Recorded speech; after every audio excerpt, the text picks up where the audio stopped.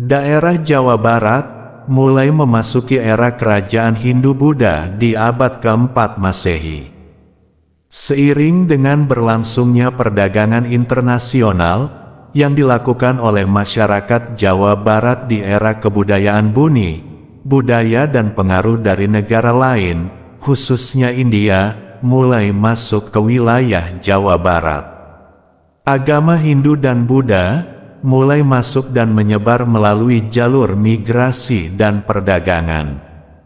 Secara perlahan, kepercayaan animisme yang sebelumnya dianut oleh masyarakat ditinggalkan, meski kepercayaan ini masih bertahan dan berkembang menjadi agama Sunda wiwitan yang dikenal sekarang.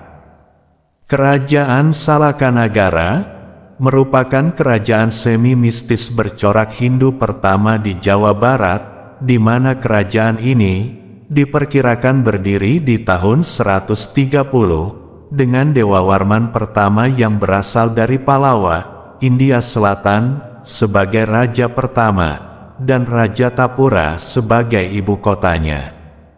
Wilayah pengaruh kerajaan ini diperkirakan mulai dari ujung kulon sampai ke Cianjur, di mana penduduknya diyakini sebagai leluhur dari suku Sunda saat ini.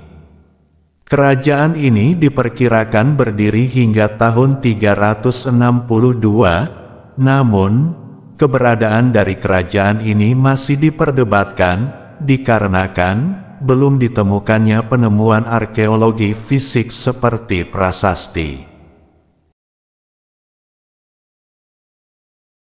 Kerajaan Salakanagara lalu digantikan oleh Kerajaan Tarumanagara di tahun 358 oleh Maharesi Jaya Singawarman dari Salankayana, menantu dari Raja Dewa Warman ke-8.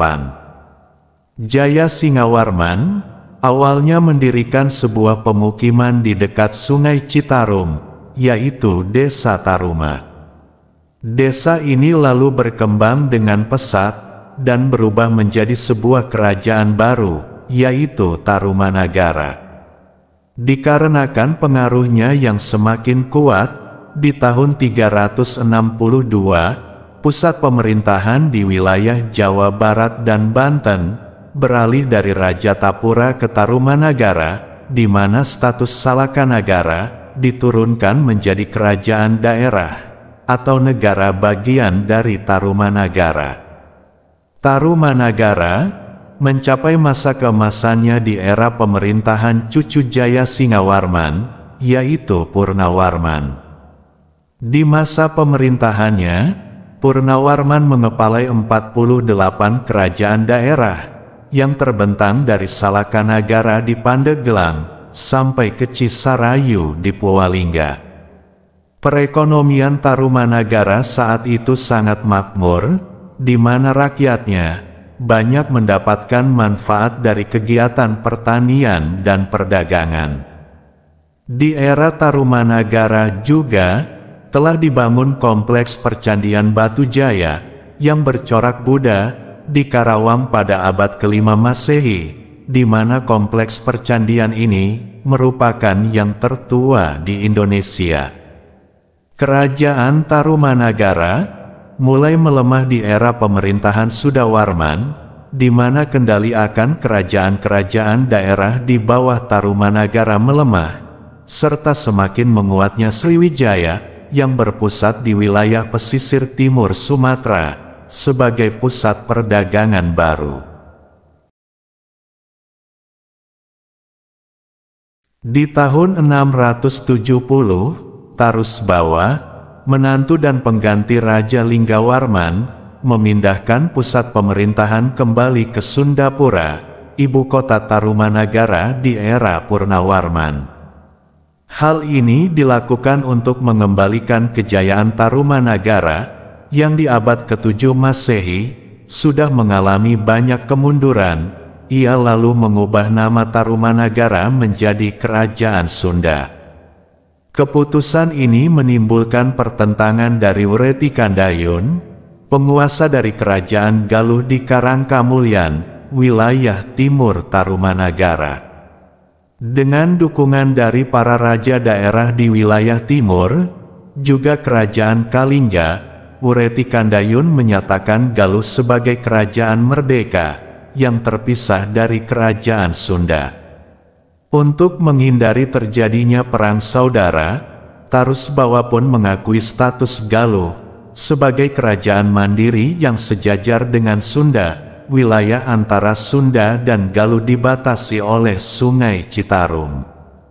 Dikarenakan adanya serbuan dari Sriwijaya terhadap Sundapura di tahun 686, Tarusbawa lalu memindahkan lagi ibu kota ke daerah pedalaman, tepatnya di Pakuan Pajajaran, yang sekarang masuk daerah Bogor. Di abad ke-9 Masehi, kedua kerajaan tersebut kembali dipimpin oleh satu raja, ketika di tahun 852, tahta Galuh diserahkan kepada Gajah Kulon, yang juga merupakan Raja Sunda. Antara akhir abad ke-8 sampai abad ke-10 Masehi, Sunda dan Galuh berada di bawah pengaruh Sriwijaya, di mana Sriwijaya pernah melancarkan serbuan beberapa kali ke pesisir utara wilayah Sunda dan Galuh. Menurut Prasasti Kebon Kopi II, wilayah Jawa Barat, khususnya Kerajaan Sunda, terlepas dari pengaruh Sriwijaya di tahun 932. Di era pemerintahan Jaya Bupati, di abad ke-11 Masehi, Kerajaan Sunda memilih untuk netral terhadap permusuhan antara Sriwijaya dengan Kerajaan Medang di Jawa Timur, karena penguasa di kedua kerajaan tersebut masih kerabat dari Jaya Bupati. Di era Kerajaan Hindu-Buddha, terdapat beberapa kerajaan daerah yang pernah berdiri di Jawa Barat, di antaranya adalah Kerajaan Jampang Manggung, Kerajaan Agrabintapura, Kerajaan Tanjung Singuru, Kerajaan Kendan, Kerajaan Talaga Manggung, Kerajaan Galunggung, dan Kerajaan Tembong Agung. Kerajaan Sunda dan Galuh merupakan salah satu wilayah di Nusantara yang tidak berada di bawah pengaruh Majapahit di abad ke-14 Masehi. Prabu Hayam Wuruk berniat untuk memperistri putri Dyah Pitaloka Citra Resmi. Namun, terjadinya insiden perang Bubat yang menewaskan Maharaja Linggabuana beserta seluruh pengawalnya di wilayah Majapahit, mengakibatkan ketegangan antara Sunda Galuh dengan Majapahit, meski ketegangan tersebut tidak berujung pada perang terbuka.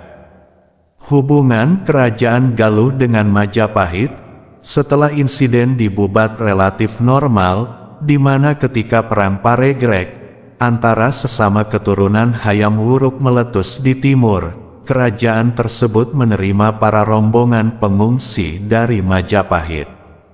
Namun, keputusan Raja Galuh saat itu, Dewa Niskala, untuk menikah dengan salah satu pengungsi dari Majapahit, mengundang protes dari Raja Susuk Tunggal di Sunda, karena hal tersebut dianggap tabu. Untuk meredakan ketegangan antara Sunda dan Galuh, di tahun 1482, kedua raja tersebut akhirnya turun tahta dan menyerahkan kekuasaan kepada Jayadewata, di mana Jayadewata awalnya dinobatkan sebagai Raja Galuh dengan gelar Sri Baduga Maharaja. Ia lalu memindahkan pusat pemerintahan dari Kawali Ciamis Utara menuju Pakuan, dan menikah dengan putri dari Susuk Tunggal. Kerajaan Sunda dan Galuh, yang berdiri terpisah selama 8 abad, akhirnya bersatu kembali. Dikarenakan, ibu kota dari Kerajaan Sunda yang baru tersebut berada di Pakuan Pajajaran, kerajaan tersebut akhirnya mulai dikenal dengan nama Kerajaan Pajajaran. Di era pemerintahan Sri Baduga Maharaja, Kerajaan Sunda mengalami masa keemasan, dan sudah melakukan kontak dengan bangsa Eropa. Tom Pires, Seorang diplomat berkebangsaan Portugis yang mengunjungi Pakuan di tahun 1513, mencatat bahwa Kerajaan Sunda merupakan kerajaan agraris yang banyak menghasilkan komoditas berupa beras, lada, asam Jawa, dan cabai Jawa dengan mutu yang baik.